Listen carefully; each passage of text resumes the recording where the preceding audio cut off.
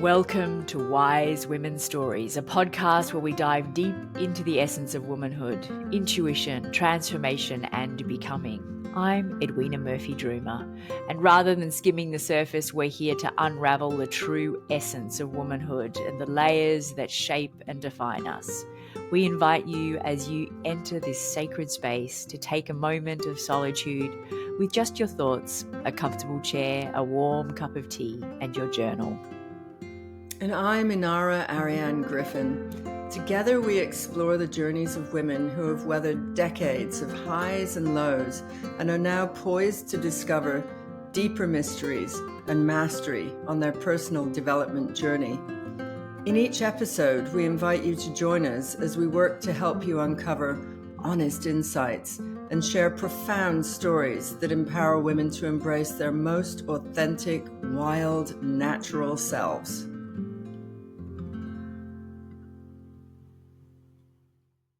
Hello, beautiful souls, and welcome back to the 9th task in our series, our first season of Wise Women's Stories, where we're diving into the story of Vasilisa from Women Who Run with the Wolves by Clarissa, Pinkola, Estés. And this task is the 9th task, the 9th and final task. So this one is recasting the shadow, and as per usual, I'm going to read a little bit from the beginning. Actually, I think I'm going to read quite a lot from this particular task. It is the most fabulous task in the completion of this story. All right, so let's dive in. Vasilisa journeys toward home with the fiery skull on the stick. She almost throws it away, but the skull reassures her. Once back home, the skull watches the stepsisters and stepmother and burns them to ashes. Vasilisa lives well and for a long time afterward. These are the psychic tasks of this time. Using one's acute vision to recognize and react to the negative shadows of one's own psyche and/or negative aspects of persons and events in the outer world, recasting the negative shadows in one's psyche with hag fire. So we're talking about the step sisters and stepmother. So which to take you back to task 2 represents the underdeveloped but protectively cruel elements of the psyche. So I actually want to read a little bit more, if that's all right with you, Inarra. I'm just going to keep going because I feel like there's just so much perfection in her words that will allow us to kind of bring our own stories in here. Yeah. So a fiery light emanates from the eyes, ears, nose, and mouth of the skull. It is the representation of all the psychic processes which have to do with discrimination. It's also related to ancestor kinship and therefore to remembering. So there's I think I've got like 6 different parts of this particular task that I want to bring to light. And I'll give you those 6 tasks for the people like me that like to write down things and come back as and then you can see as we flesh this particular task out. But the 6 tasks is there's a representation of the skull, which is a representation of intuition. Then we've got the second one is carrying the blaze of knowing. And this can be scary. So if you remember in the story of Vasilisa, she wants to throw the skull away. She wants to throw the stick away. She gets scared of it. But then there's another part to that, which is the good part. So we'll come back to that. And then we've got can't keep the consciousness. If we are living with cruel people or cruel voices within ourselves. The fourth part that I love is the metaphor of the smorgasbord, and so we'll come back to that as well. And then the 5th part is the connection to intuition, and it shows you that you always will have 4 options, at least 4 options when you face a dilemma. And then the 6th part that I want to talk about is the little wild mothers. So that just gives you a picture of where we're going. So in last night's task, the last task, Inarra and I recorded it yesterday, but you won't have heard it for a week. In the last task, so the 8th task, we did talk quite a lot about the symbolism of bones in fairy tales and in ancient culture. But just to come back to that, it really, for the purposes of this particular task, where she's talking about the skull is the representation of intuition. So she's carrying the skull through the forest, and the soul fire is burning. The fire is burning through the eyes, nose, mouth, and ears. So is there anything particularly that you wanted um, to bring up from that part, Inara? Well, I think the symbolism of hagfire. Mm. I love the name Hagfire. It's Yeah, I almost know. like a rock band or Yep. something that we should be in. It's that once you know, once you've gone to the depths of things, you can never be that little innocent, naive. You can have moments of the beginner's mind again, Yeah. which is positioning yourself as a student and allowing yourself to be taught. But once you know, it is like an initiation, and carrying that fire and the way that it can see, all, and sometimes we don't see all that's going on. We don't, it's so painful and difficult to see. I mean, I find that on planet Earth itself, Mhm. I find it really difficult. So I don't watch the TV. Mhm. I've made that a decision a very, very long time ago. I come from a family who watches everything and they read everything and they're academics, and it's like it's a good thing to do. But my intuition was actually that's for me to make choices and to be as strong as I am. And I am an activist as well. So I really do speak out about certain things occasionally, but I can't do it all the time. It cannot be this tap on thing because Mm. I feel so annihilated by the planet. Mm. And, so as I've said earlier, where I've gone to with this is a part of me just needs to see good animal stories. And I go on and watch reels. My social media is, I keep in touch with various people that way. I do it as my business. So I make sure that I have a presence. That's my purpose of being there. But what do I do when I go there? I watch like tons of animal feel good Yep. videos Yep. because it nourishes me back from really some of the horrors that are going on this planet.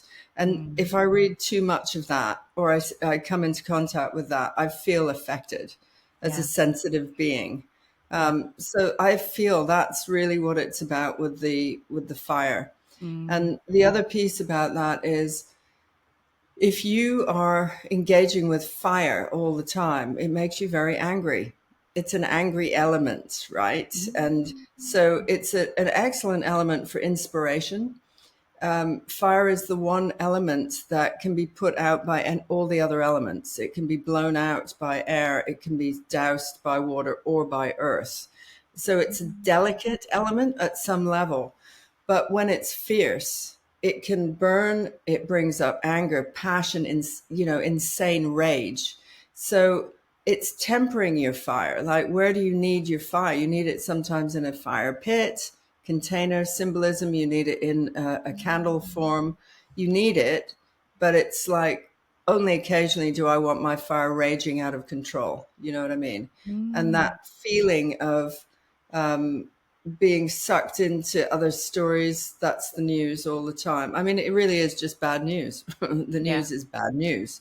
Yeah. So it's tempering the wisdom to know, okay, how can I be aware of things and be present to the Yeah. planet, but also how do I bring out the best of myself? And, in Mm. this instance, for me, it's not to be indulging in that all the time. Yeah. It was one of the most powerful mental health decisions that I made many, many years ago was to turn off, never listen to the news. Cheers to Um, that. yeah, Yeah. it's yeah. Anyway, that's a a great recommendation for anybody that's tuning into this. If you want to take care of your mental health, turn off the Turn it news. off. Yeah. Yeah. And do you miss it? No. Oh Not goodness, no. And do I not learn about things that I need to know? Never. Like it always finds its way to you. yeah, doesn't it? It does. You don't need to saturate yourself with it. Is really the point. And I find I also, as you were talking, that's a really interesting that fire is probably the most vulnerable of the elements. Yeah, that's really interesting. I Yeah, had never it's thought about it surprising that because way. it's also Mm, it's the one that people use as symbols of strength, mm, courage, you know, all of that, the fire mm, of love, the fire of passion. But there's also a massive connection to the fire of destruction mm, and fires that burn out of control, mm. that kind of energy to it, and rage, it's Yeah, too much rage. I don't want to be a raging person all the time. yeah, It's like yeah, some rage is great and yeah, in the appropriate place, but yeah, then you've got to douse it with your own water, with your own emotions, going back to the juiciness of life, to communication. Water is very much about emotional communication. Fire mm, doesn't have that. It's just mm, like speaks out. It says, anything that it needs to, but it doesn't think yeah, before it acts. So we need the other energies, really. yeah. It's interesting in the task where we talked about the colors, black, white, and red, and fire. Actually, that if we look at the destructive nature, the black, the destructive nature of fire, the white, the light, and the red, the rising. Yeah, it's interesting. It's interesting how all these tasks, all these bits start to come together. All right, so let's look at the second part that I wanted to look at, which is um, so momentarily Vasilisa becomes afraid of the power she carries, and she thinks to throw the fiery skull away. In other words, get rid of. She doesn't want to be connected to that intuition. It's easier to be the little girl than to be the responsible grown-up woman. The hag. With this formidable power at her behest, it's no wonder the ego thinks perhaps it would be better, easier, safer to discard this burning light, for it is so much, and through it, Vasilisa has become so much. But a supernatural voice from the skull instructs her to stay calm and to proceed, and this she is able to do. It's interesting, when I read this, I was thinking about a particular when after my first husband left and my children were very little, we had um, quite a lot of illness, and which is to be expected in hindsight. But my children hadn't been to doctors. I managed everything with my naturopathic background. I was very confident in dealing with fevers and all the various things that came up. I didn't ever think twice about it. And then after my first husband left, we had quite a lot of different illnesses come up, and I found myself more and more wanting to take them to other experts, other professionals. I lost that trust in myself. And so, there was that desire to disconnect from my own knowing and put that responsibility in somebody else's hands. And eventually my will built again, and I realized what I was doing and took back that intuitive knowing in how to heal and help my children.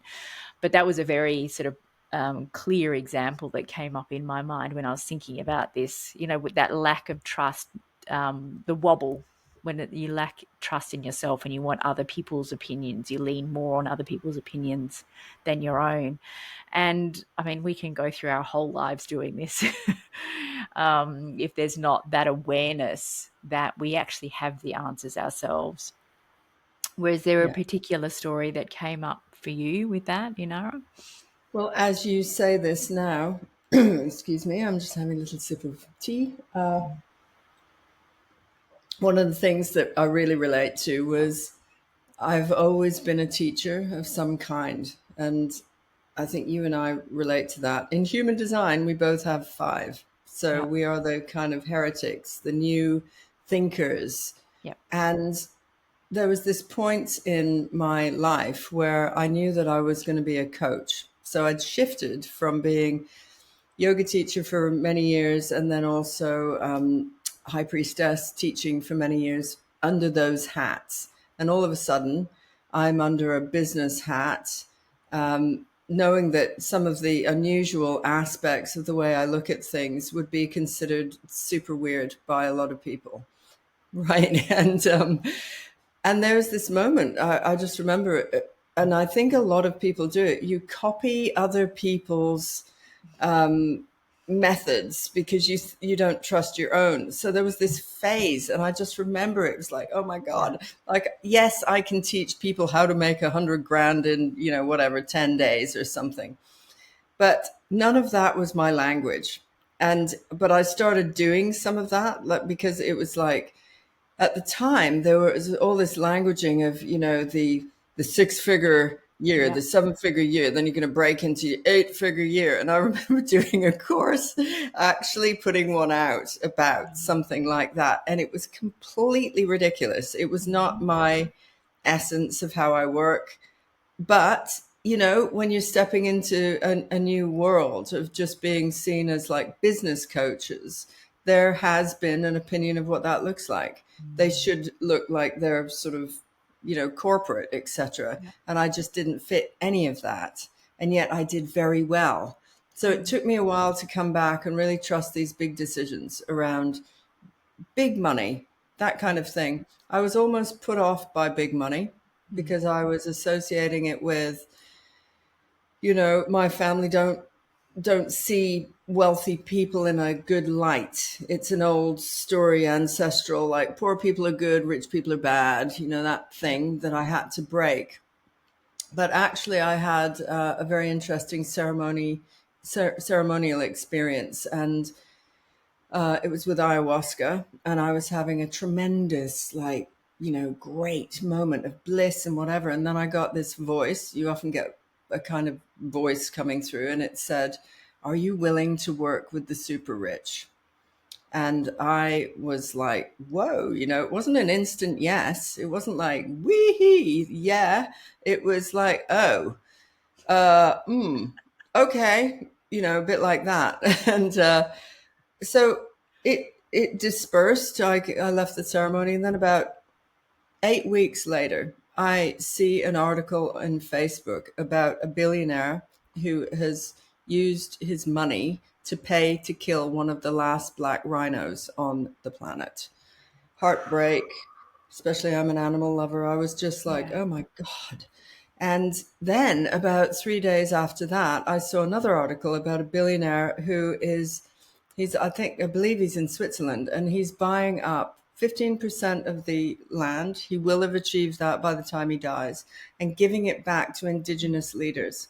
So I had these 2 examples, and then I was like, oh, I'm meant to influence big money in the way that it comes into the hands of great people. And at that point I was like, yeah, I'm your girl, whatever that is, whatever it means. No longer afraid of the bigness of money, because I know what I'm doing with it, and I'm feeding it. I want real success particularly for women, for the men I work with too. But it's like the context shifted, and that's deep knowing. I'm not just doing the business coachy in a suit thing. I'm doing something really different. I'm re-channeling it to Mother Earth, to help her, Yeah, we need huge wealth in the hands of people that do amazing things with it. Yeah. Absolutely. So the other part of this second point is this. Yet with this light, so remember we were talking about at first she wanted to throw it away. It was like it was too scary to be connected to it. Yet with this light, the miracles of deep beauty in the world and in humans come to consciousness. That's one of my favorite lines, by the way. Mm. With this penetrating light, one can see past the bad action to the good heart. One can espy the sweet spirit crushed beneath hatred. One can understand much instead of being perplexed only. This light can differentiate layers of personality, intention, and motives in others. It can determine consciousness and unconsciousness in self and others. It is the wand of knowing. It is the mirror in which all things are sensed and seen. It is the deep, wild nature. Yet there are times when its reports are painful and almost too much to bear. But also the fiery skull points out where there are betrayals brewing, where there is faintness of courage in those who speak otherwise. It points out envy lying with cold grease behind a warm smile. It points out the looks which are mere masks for dislike. As regards oneself, its light is equally bright. It shines on our treasures and on our foibles. And I think this, this ability to be discerning, to trust in our intuition and use it to be discerning. And this is the progression from the too good mother, from the too sweet, the overly trusting, the naive, to being discerning and trusting ourselves to know, actually, I don't think this feels true. I don't think this is right for me. I appreciate that that's your opinion, but it's not an opinion that I hold. And it's the willingness to stand in that, in strength in that, which is such a powerful part of this whole teaching, connecting to this intuition and then using that intuition as a way to really ground ourselves. What is true for us? What is right? There's so many instances where we think of the gossip, in a workplace, and being involved in that because it feels like it helps us to belong if we're part of the chat. But using this intuitive knowing that it's wrong to gossip about people and to stand separated from that is just one example that comes to mind. But yes, that's my take on this second point. Did you want to add anything to that, Inarra? I think the words there are just magnificent. I know. And one of the ones that I really like is it's seeing the sweetness behind somebody who's crushed with hatred or something like that. It's like it is so easy to want to write people off. Yeah. It really is. Of course, I find that really hard with politicians. It's like, Yeah. but ultimately, even a yogic stance on that would be to send love into everything. Love is going to be the thing that heals, that alters. So you may not want that person around for dinner, but you can definitely see that the more hate that you add to hate, if you can pull it back and do something that's even harder, that's the adult Yeah. way of Yep. standing in betrayal, I like the greasy smile behind the, whatever that line is. It's so great. Of Yeah. envy, rather Yep. sweet smile, but behind this greasy Yeah. feeling. Those are it's deep. We're no longer going to shallow waters, right? This Yeah. is the depth Yeah. that Edwina and I adore, like Yeah. being at this level of understanding. So yeah, Consciousness. Yeah. yeah, deep Consciousness. consciousness and Yeah. the ability to not just have everything black and white. The whole Yeah. world is black and white. It's like wrong or right, black, white, this, that, whatever. And actually, I don't want to use shades of gray because it sounds like that sex film, but I mean, like, no, there are many constituent parts that make up a person. A coach that I've worked with, and I'll just say her name, Celine Levy, you are so gorgeous. And she has taught me to look at when you want to relate to somebody who you don't relate to, right? You can't stand what they do. You find one element of relatability. It's called fragmenting. you look at the fragment that you like. You know they may be there, they're going to put their money into a good cause, for instance, but you don't really like them. They're a bit superficial or whatever. So you just look at that one thing and you speak to that one thing. And in that comes harmony and Yep. balance. Yeah. Yeah. I think it's that particular line, yet with this light, the miracles of deep beauty in the world and in humans come to consciousness, which is what you're talking about. It's like it's always possible to see the beauty. There's something, which was also a final point in one of the tasks that I gave our beautiful listeners, was to, see the beauty. There's always beauty in people if you're just looking for it. So the third part that I wanted to discuss is, this one cannot keep. Oh, actually, I'll just go back. So this last bit that we talked about was on page 111. I think it's really important to continue to credit Clarissa with this amazing work. So that was page 111. If you're interested, I'm now on page 112 of the newest edition. One cannot keep the consciousness one has earned by meeting the hag and carrying the fiery light and so forth, if one lives with cruel people outwardly or inwardly. So yes, the obvious is that having the naysayers and the wet blankets and the the people that want to just keep you in a neat little box, those people around us are never helpful. But it is the voices that are within us that are oftentimes even more damaging. The who do you think you are, and why do you think you would be able to, or you're too dumb to know, or you're, like all the cruel things that we say to ourselves, is a surefire way to put that fire out.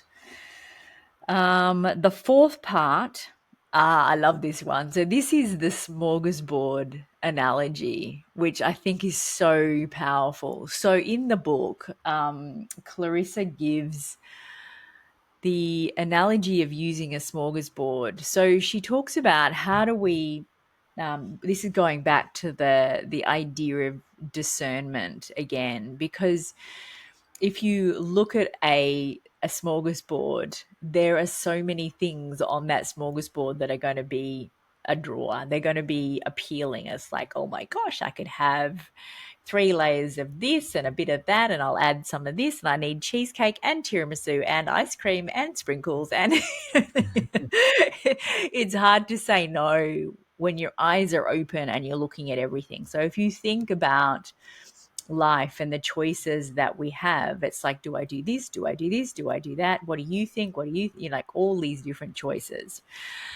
So what we want to do to find the truth for ourselves is to listen to the voice of intuition. So my way of thinking about this is we need to close our eyes. We need to shut out the clamor of the world and tune in to the wisdom within. And Clarissa gives a whole list of questions. And, the questions, what do I want? What do I long for? What do I crave? What do I desire? What do I yearn?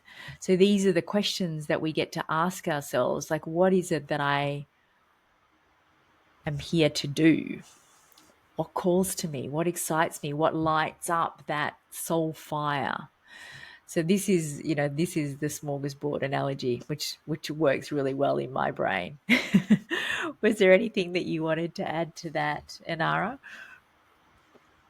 No, I think it's just that simple. I mean, for the listener right now, again, you can just shut your eyes and ask, what do I desire? And as she says, you'll know immediately. It's not a gazillion things. It's some really deep stuff that will come up. And then you put that on, as she said, I told you this morning I was feeling emotional because of my cat being put to sleep, and I've just cracked open basically. But when I did that, what do I desire? I was like, I want to have a husband. And it was like, I don't want any more dating. I don't want any more this, like endless, the smorgasbord, right? I'm Yeah. sick of this smorgasbord. I just want the pie in the Yeah. middle. Yeah. And so some of it will come up as quite a soulful, a bit sad Yep. thing. But if you put that as this is it. And she talks about, and then the journey, you've like set your North Star, Yep. then the journey will lead you to that. Yeah. And it may take a while. And for me, it's taken a freaking long time. And Yeah. so when I go back to getting the energy again for this, for this journey and whatever it is that you're looking for, whatever it is, it will be. I made a decision about 2 years ago because I'd gone into such a creative space for many, many years and I love it. I can just be in creation all the time about things. But I made a choice. Nope, you're going to start talking about love. Love, top of the emotional pile, top Yep. of the, it's not exactly a goal, but it's like, no, it's a value Mm. that instead of me getting caught up as I can in, oh, I want to create this new thing, I want to write another book, I want to, whatever. It's like, no, simple, keep the love focused on top. And since doing that, I've met some very nice men, I have to say, who are of a different level. And I Yep. still haven't met my husband. Yep. And I'm really aiming for that, right? Yeah. But that's the thing. It's like, don't give up. Even if, Mm. the context is, I have many lives, this is a chapter of many lives, many expressions. So even all the work that I do, if I don't maybe get the thing in the way that I want it, I will get the journey that Yeah. I have already set up before I even came onto this planet. There's something, it's karma, it's your soul purpose, and it's all good, but don't let your light dim. Go Yeah. for the thing that you really want. Yeah. Yeah. Absolutely. And it's so easy to once again apply that programmed logical voice that says, well, don't be absurd, like, or be grateful for what you've got, and instead of continuing to go after something else, or whatever it is the voice says in our heads. When you can really learn to trust that intuitive desire, that intuitive want, it's a soul calling. Don't ignore it. Don't ignore Yeah. it, because it's leading you on a journey to somewhere, and it might not be where you think you're going to end Yeah. up, but it is the journey. That calling is there for a reason, and don't ignore it. I can pull out a list of things I've ignored for 50 years, and it's like, it's time. So, being connected to intuition. So now I want to address the fifth part, which is on page 115. And there's so much in this task. If you haven't got this book, I so encourage you to go and get it so you can just really dive into this. Every time I read this and reread it, I get something else, and the messages within it land a bit more deeply and make a bit more sense. So this is not a read it once and pass it on deal. So the fifth part, further intuition provides options. Further intuition provides options. If I read it with the right.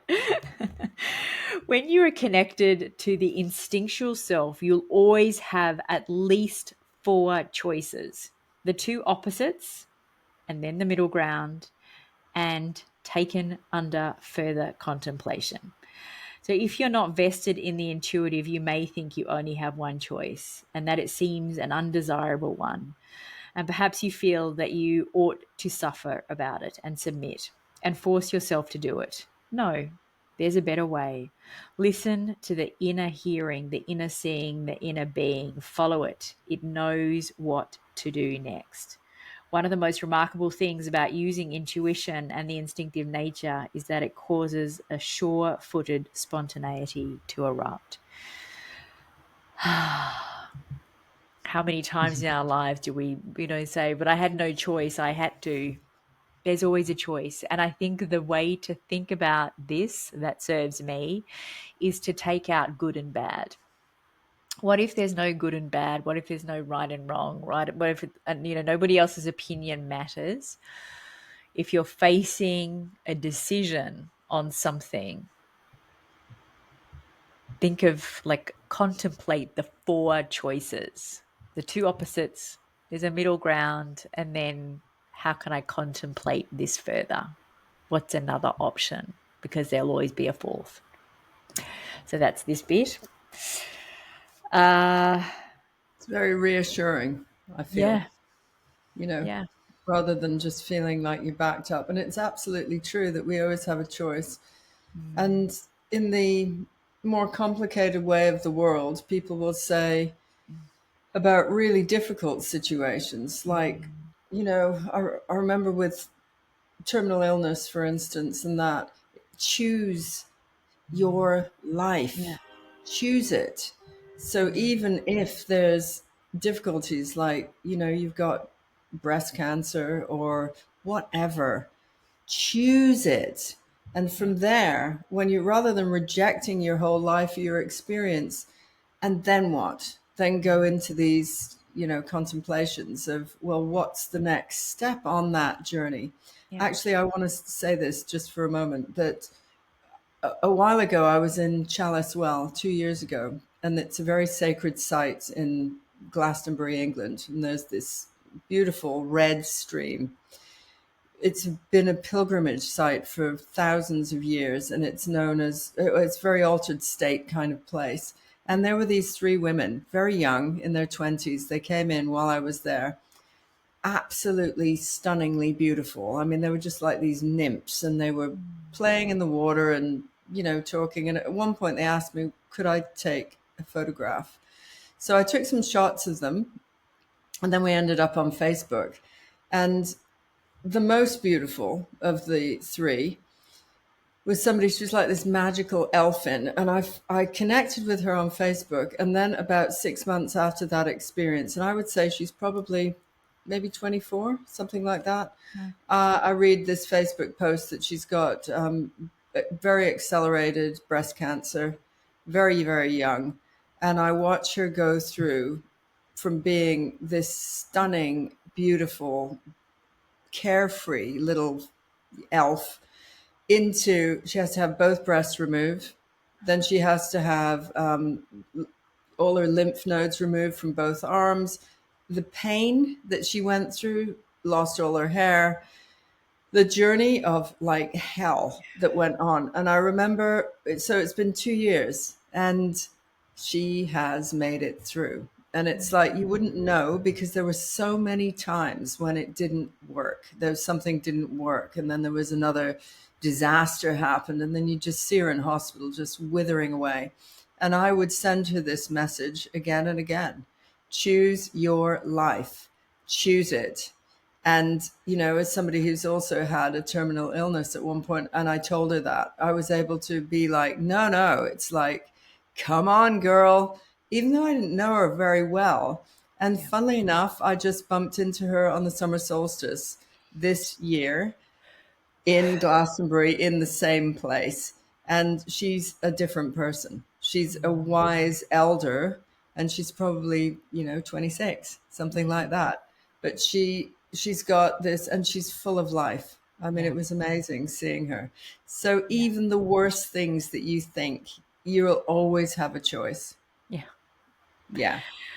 That couldn't be more perfect for the next part that I wanted to talk about, which is the little wild mothers. So we're on page 116, and this is another part. I keep saying I love, I love it all. And I love this bit. So the little wild mother, um I just want to make sure that I encapsulate this. So all these human beings could be called little wild mothers. Usually everyone at least has at least one. So if we are lucky throughout a lifetime, we'll have several. You're usually grown, or at least in your late adolescence, by the time you meet them. They are vastly different from the too good mother. The little wild mothers guide you, burst with pride over your accomplishments. They are critical of blockages and mistaken notions in and around your creative, sensual, spiritual, and intellectual life. Their purpose is to help you, to care about your art, and to reteach you the wildish instincts and to elicit your original best. They guide the restoration of the intuitive life, and they are thrilled when you make contact with the doll, proud when you find the Baba Yaga, and rejoicing when they see you coming back with the fiery skull held out before you.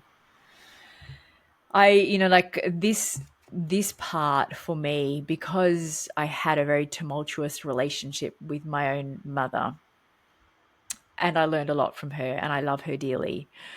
Um, the women that I can pick that came into my life, and two of the most impactful were women that were in my life for a very, very short amount of time. One was a naturopath that I went to see. I can't remember if I've told that story in these tasks or not. No. I was working in hospitality and I had become nocturnal, and I don't know if I was an alcoholic, but I was might have been close. And I would, like it was a very, very party life. It was actually what I call my Coyote Ugly days. For anyone that knows the movie, I danced on bars. Woo. Yep. And anyway, I was living on the other side of Australia in a place called Cairns, and I came home after a year, and my mother took one look at me and went, "Oh my gosh." Anyway, she sent me to see a naturopath, and that was a defining moment. I was a very lost soul. I was a very unhappy teenager and young woman, had no sense of self, and turned to everybody else for their opinion on who I should be and what I should do and everything else. And I sat in front of this naturopath, and it was such a defining moment. For anyone that's been to a naturopath, it's not like going to a doctor. You don't sit there for 5 minutes and get treated like a car and you need a new spark plug or take this pill. It's an hour long or a 90-minute consultation where she really listened and she cared, and I felt it. I knew that she really cared about me and my life and every aspect of it. And that was when I decided to become a naturopath. It was like, I want to be this person for other people. This is life changing. And so she was one of these little wild mothers in my life. Another one was a performance coach that I had inside a program I was doing for a while, and she was an old wise woman, and I would turn up to those calls and I'd be like, I can't, oh my god, I'm gonna, and the tears would just come. It was like she just would open the door of permission and hold this safe space for all this trauma and all this. She was supposed to be a business coach, but all this stuff would just come pouring out, and then she could, support me to take the next steps. But I really needed somebody to hold that safe, loving, unconditionally amazing space for me. And so she was another one. These women are amazing. And when I think about the rise of coaching, and like anything in this world, there are amazing coaches, and there are coaches that probably should be doing a different job. But when I think about the work that I do, it is so centered around holding these spaces. And I think that for many of us as women, we didn't have the mothers, or we didn't have the aunts or the grandmothers that knew how to do this work. And so I see this rise of amazing women like you, Inarra, that hold these safe spaces for people to discover their connection to spirit, to discover their connection to their higher purpose and the work that they're here to do. And, it's just holding these safe spaces for women, because sure, we can get tweaks and we can get ideas and we can get, like some strategies, but so much of it is just holding space for women to connect to what they already know. The women that I coach, the women that I look after, they've got the answers. These are wise women. we're all wise women. Some of us just haven't connected to how wise we are yet. And I see this as, why the coaching industry is taken off, because there are women that are doing this well. And I think we're two of them. I agree. We are two of them. Yeah.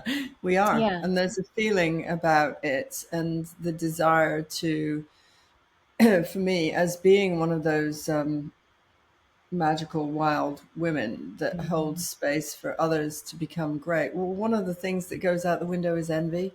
Yeah. It's, I very rarely experience that with other women at all. Like just that sort of jealousy. In fact, the bond of the sisterhood is so profound in me. Yeah. I honor it. It's the highest value, one of them. Mm. So women who look to men all the time, I don't really relate to, or they're sort of playing the game around men. Sitting in front of powerful women and knowing that you've made a difference to them to make them that bit more powerful is just, it's just its own reward, Yeah. It's It so is. gorgeous. Yeah. Yeah. And I think about this, for me, this archetype is the mother archetype, which has got nothing to do with mothering. Let's be Yeah. clear. It's Yeah. not, I'm not going to make sandwiches for you and make your bed. No. But the Or mother iron. archetype is that, if we want to think of it from the wolf in the den, she is going to fight tooth and nail to protect and to, be a strong stand for what is right. But she will love and nourish and feed and nurture, but she will also snap and growl. It's like, yeah, it's time to move past this bit, or you're not serving yourself well by this behavior, or whatever it is. So, that mother archetype is another way. She, the little wild mothers, sometimes words resonate with me and sometimes they don't. I don't think of myself as a little wild mother. Maybe I'll think about that more. But the mother archetype is that holder of safe, unconditional, loving spaces for people to grow. That's how I think of it. I think it's really important right now that you do your Baba Yaga voice because we were practicing this morning. I don't So even we'll know. both do it. I think you should start for the Maybe I'll listener. Maybe I'll finish the. I can't even think. It's when I did the reading of Vasilisa, one of my gorgeous clients, Monica, commented on a post that she loved the Baba Yaga voice, and my first instinct was, "Oh no, what did I do? I can't even remember. I can't even remember what I did. I don't think I'll try because I probably couldn't repeat it." I'll get her to do it by the end of this session, listeners. You got to hear it. You can go back and listen to the reading of Vasilisa.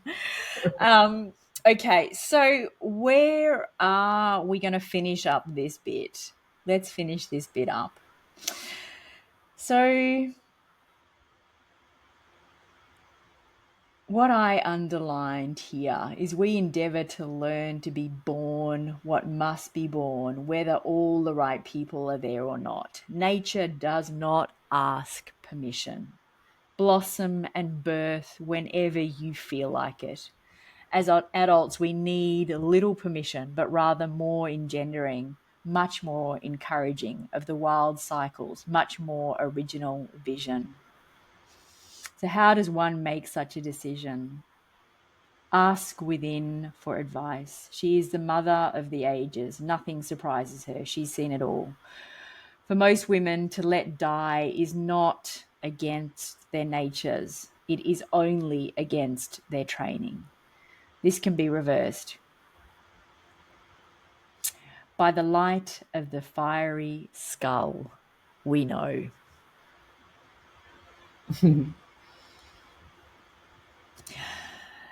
The final part that I wrote, and for anybody that's ever seen inside my books, I write and I highlight, and like my books are yes, if anyone ever wants to know what's going on inside my head, you just have to look inside my books. And it's funny, in my masterminds with women, that they've all started to take this on as well. It's a lovely way to be really connected with your book, to kind of take some kind of ownership of it.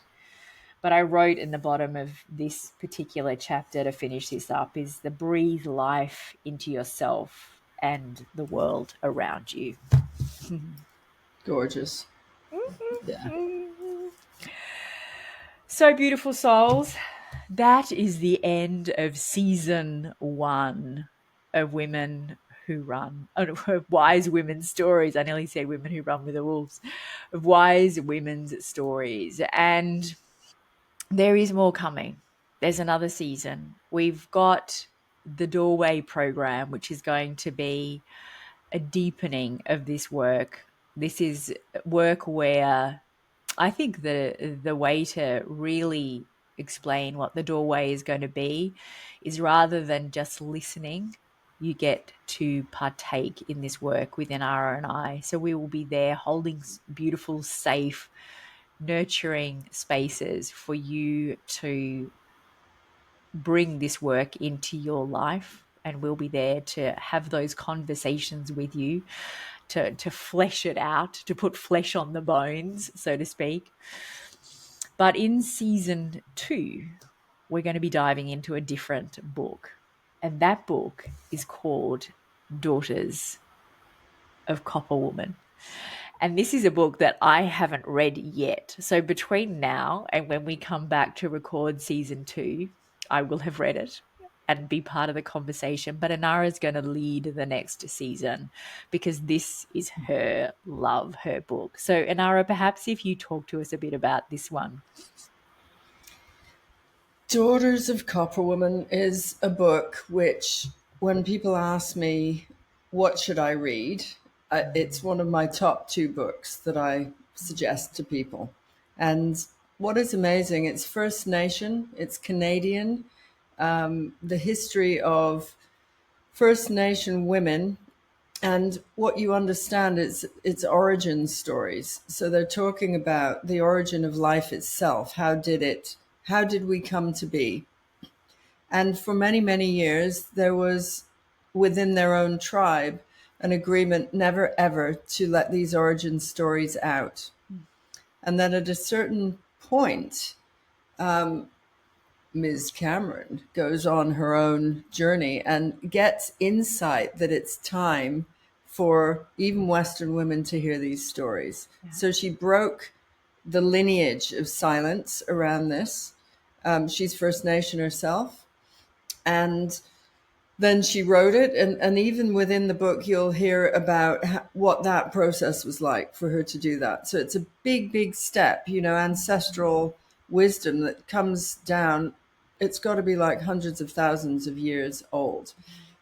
And then the stories are stories which I still tell as examples of ways of being to be able to guide people.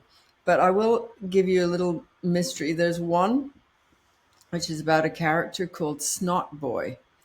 And it's from the depths of her despair when she releases every emotion and permission to, be the wild hag, not pretty, crying her eyes out, all of this. She produces copious amounts of snot. And from this snot comes a being called Snot Boy, and who is a wise teacher. And I don't want to tell you any more about that. I just want you to get how outrageous it is. This is some outrageous teachings. Some of the depths of, I would say, women's psyche is in there. And we will hit some of the wild, there's some amazing stuff around wild teachings, like, the elders who stepping in to help you, like Baba Yaga, as Edwina likes to say. Totally different context, totally different, ethnic background. And of course, I lived in Canada for a while, and I used to say I did not relate to the white Canada. I still say this, but to the Indigenous teachings, oh my God, it's like I really, really deeply relate to that. So for whatever reason, I will be leading the next round of the tasters of the stories and then the inquiry that we go in. We're so excited about this, and there'll be more after that. It's just, we're only just beginning. So beautiful. So if anyone wants to try and get a copy of this. So I was saying to Inara that I found this on Amazon, and when it arrived, I was like, "Oh my goodness, this is book has been seriously. It is full of other women's thoughts, ideas, underlinings. The Whether it was one or many, I have a feeling it was many owners before me. I can smell their perfume very distinctly, and possibly one somebody was a smoker as well, and it's got this, I just feel like I'm connected to this lineage of women that have read this book before me, and so it's a privilege that it has now ended up in my hands. So I encourage you to scour if you can get it, scour your secondhand bookshops, see where you can find yourselves a copy. And if you can find a secondhand copy, I feel like that's even more delicious somehow. That's Yeah. my thoughts. All right, beautiful souls, we are going to wrap it up there. And I feel, is there anything else that you wanted to add, Inara, before we wind up?